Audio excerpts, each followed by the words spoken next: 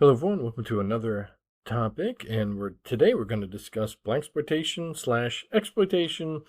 We're going to do a couple things, slash African American cinema during the 70s, and then we're going to talk about tokenism and a couple other elements of black cinematic studies for film. So we're going to we're basically doing an entire course material in probably under about 15 minutes. Like, you could do an entire course on this. But again, I'm going to try to give you a lot of good information, and specific information, but not overwhelm you so much. So we'll begin by focusing on the exploitation genre itself. This is a really crucial era of filmmaking, which still exists, but not in a theatrical sense. So exploitation cinema thrived from 1920s to 1980s. It explored current trends, niche genres, and one of the reasons why it's called exploitation, lurid content. It worked outside of the studio system and the Hollywood codes, which is always going to be referred to as the Hays Codes, if you ever study film history. These films explored taboo subject matter that other films completely had to shy away from in order to be distributed in a mainstream Hollywood system way. So it's a very important element. Now, the term grindhouse comes out of the 60s and 70s for a type of filmmaking that certain films were made in like a day, 2 days. Like, they were just grinding them out. And so it was a very popular and very lucrative form of cinema, especially at drive-throughs. So regular independent people could just make these movies and get them distributed throughout America through the drive-in sectors and still make money. And so the exploitation genre is really important and very influential. So the Hays Code is a really important guiding code that shaped how cinema was formed from the mid-30s to basically the late 60s. And you could see with this, and I pulled, and it's a huge document, I pulled the various ones, but you could see like all the different things that it didn't allow, right? So you're not supposed to show interracial couples. You're not supposed to show sex perversion. You're not supposed to show rape. That's the only rule I'm okay with. Everything else, not showing dancing, right? And all these things, right?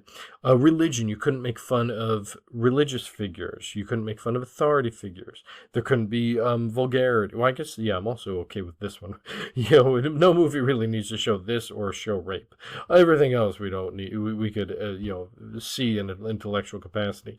But it's a very important code that guided why there were no dominating African American actors, for example, and why a lot of film in the 30s, 40s, 50s, 60s was very racist and very sexist, because they were operating under this very important code. So what happened, of course, is to exploit what Hollywood wasn't doing. The exploitation genre came up. And these are some very important early works like Unwed Mother, and you could see, like, even just in the tagline, 20,000 anguished girls wrote its blistering story. And it, again, is exploring something that you wouldn't see in a Hollywood film at the time. They are goofy, they are fun, they're terrible. This is where it's like so bad it's good kind of thing happens. I Was a Shoplifter. I've seen this one. It's amazingly terrible but funny. And you could even just see, just based on the images and the title, they're goofy. Reefer Madness is probably, I would say, the most famous slash infamous exploitation film depicting drug use, which you couldn't do in Hollywood films. Same thing, Devil's Harvest. There's a lot of drug movies, and you just see how it's advertised, right? It's titillating. It's supposed to be, very risque and very different than you would see at a Hollywood film. So when we get to the blaxploitation era, this is in the 70s, and it's launched by two specific films that occur at the same time. Sweetback's Badass Song is, as you can see, the X-rated and independent blaxploitation film. Shaft is the Hollywood blaxploitation film. They actually weren't ripping off each other. They just kind of happened because Shaft the novel was very popular. Funk was becoming very popular. There was a lot of buzz, and you could see that they came out in the same year. And so it wasn't like one was trying to copy the other. They just kind of created what was the independent look versus the Hollywood look for blaxploitation, and that is something that always kind of was happening with the creation.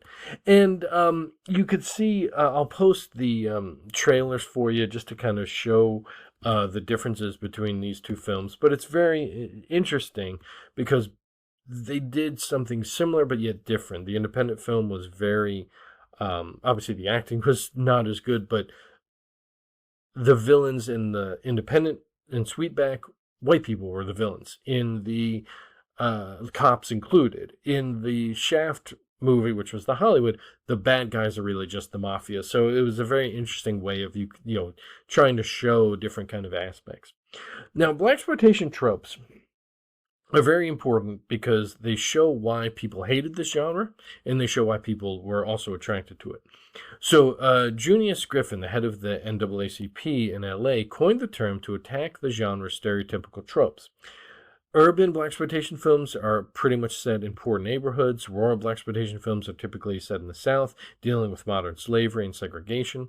Blaxploitation includes all the kind of subgenres you can think of: crime, martial arts, action, westerns, horror, comedy, coming-of-age dramas, and so forth. Following the example set by Sweetback's Badass Song, many blaxploitation films featured a funk and soul jazz soundtrack with heavy bass, funky beats, and what's called the wah-wah guitar, so it's very typical of the time in terms of the music. The controversies are not surprising. So critics like Afeni Shakur, William Lin, and Esna Zain see the genre as black empowerment. However, others, like Donald Bogle and Addison Gale, assert that it reinforces black and white stereotypes, and that's why it's bad. Although most films depict sex and reinforce masculine stereotypes, many films have strong female leads and main roles, which was another reason why it was so popular. You didn't really see women in action films, for example, of this time. So these films also feature gay characters, even though they're typically depicted as foolish and comic relief. But in Hollywood, you didn't really see a lot of these kind of characters doing things. So it's a very tricky genre, and we'll get into even the grosser things. But there's so many female-led films like Foxy Brown, Cleopatra Jones, Sugar Hill, Coffee, the most famous ones. Black Mama, White Mama, very popular. Velvet Smooth, again, I don't think as famous now, but very popular for the time. And all these films were led by females. And you see, again, the varying kind of genres. Black Shampoo, where you have this kind of action hero who's also a hairdresser. So it says, and you have gay characters and all sorts of things. Black Samurai, Jim Kelly was very, very famous martial arts as well as athlete and movie star. And so you see it even just in the poster, like very fun, different things. We have westerns, Adios Amigo. You have serious westerns, Joshua. Adios Amigo is a little bit more comical. And then we have things that we'll get into why. I don't know, because I'm not going to repeat that word, because nobody needs to repeat that word, but this is why you could see why people hated the genre, because that's the problem. In terms of horror, you see a lot of fun horror. Blaxploitation, we have Dr. Black and Mr. Hyde. We have Black Frankenstein, not very clever titles, mind you. And then, of course, we have Blackula, which is probably one of the most celebrated blaxploitation films, as well as a very important horror film. It's the first Black Dracula, which, again, was really revolutionary for the time. The film is considered by many as a very serious but also fun film. It received a lot of awards, one for Best Picture from the Saturn Awards. It inspired numerous blaxploitation horror films. The music is unlike any other horror films that feature Dracula because of the funk soundtrack. And it was the 25th highest grossing movie of 1972. So you see the very important legacy and even of its time why blaxploitation was very popular, because it was different, especially for black audiences. They didn't get to see themselves doing all these different things, and so it opened up a lot of opportunities for black artists as well as black audiences. One of the main, of course, issues with blaxploitation was focusing on the pimp characters and glamorizing pimps, and you could see that with a lot of Superfly, The Mac, and all sorts of films. And so there's a lot of issues with blaxploitation. It's important genre, it's important period of history, but it's also very uncomfortable, which a lot of things are. And that's why we should talk about it in an academic setting, because it influenced, it changed movie history, it changed cinema. But there were good and bad points. It wasn't just all good or all bad. Once we get to Rudy Ray Moore, who's one of the main people that do Petey Wheatstraw, he is a very interesting person. Netflix has a biopic on it if you're interested in have that as a streaming service. He was a comedian, then filmmaker, using his most popular persona as the main character. In Dolomite, if you're familiar, whoop, didn't mean to jump that one that fast. You can see by the cover, very risque, very popular comedian, but also very risque. So Dolomite is one of his popular. It was again a very, very important film for especially independent cinema, but also black cinema.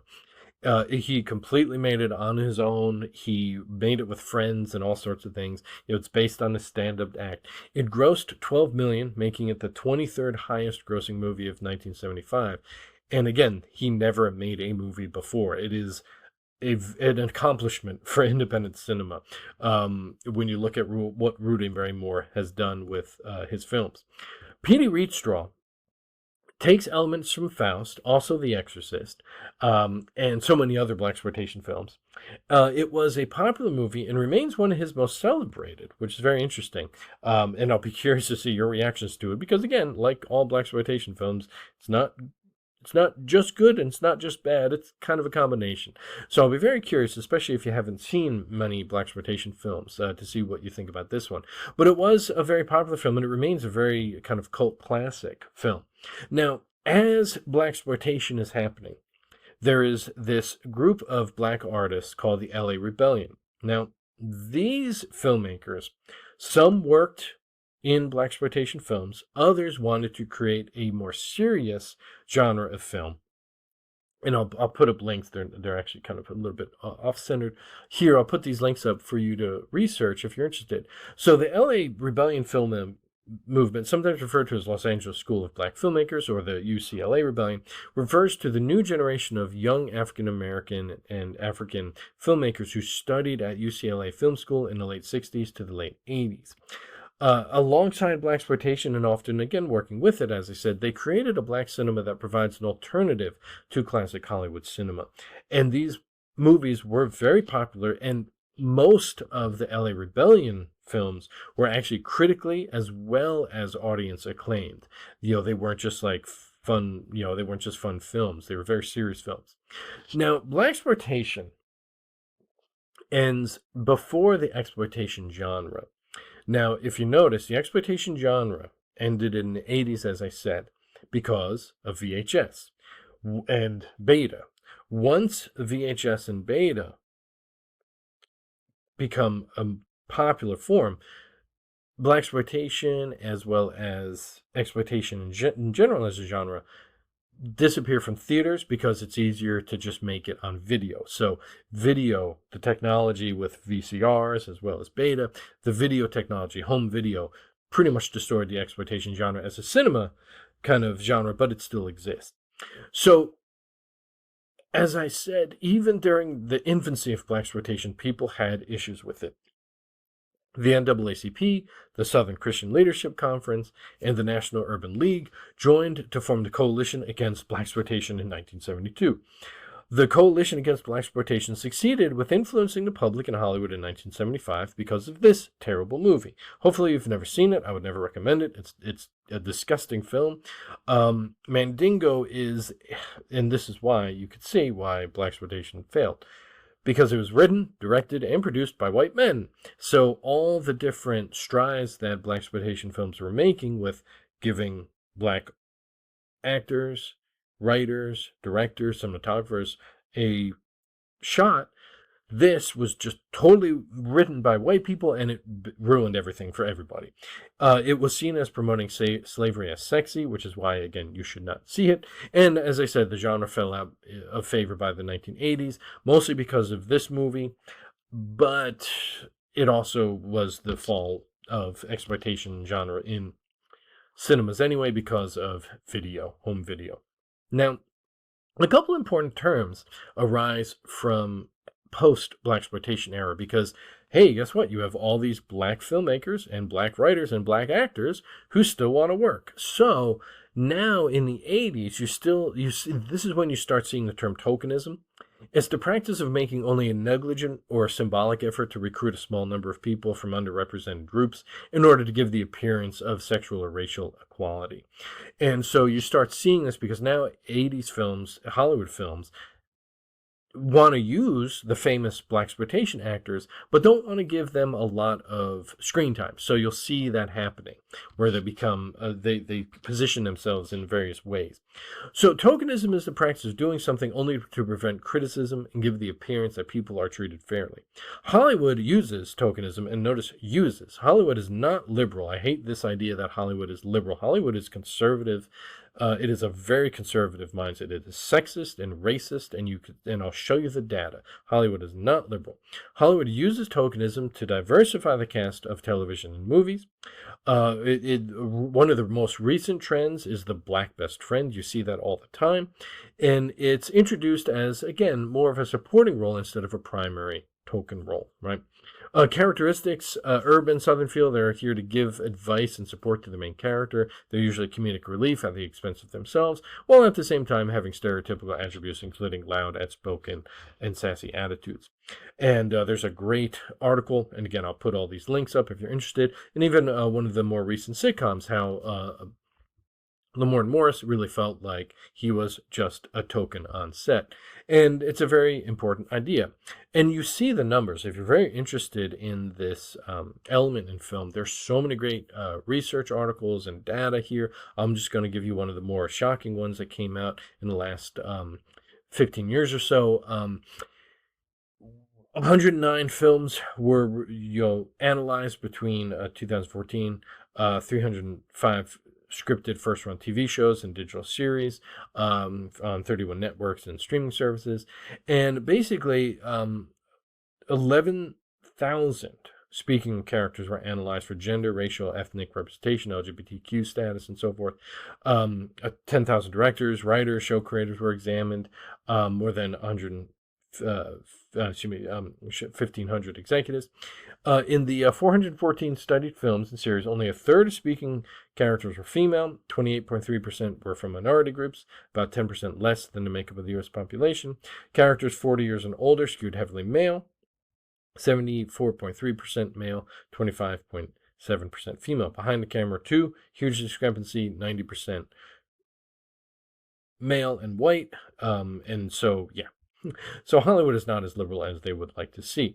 When you break it down between, again, early years, and we're going to look at kind of pre-streaming service for this study, notice the domination, right? Again, this is why, even though people love to say that Hollywood is liberal, Hollywood is not liberal.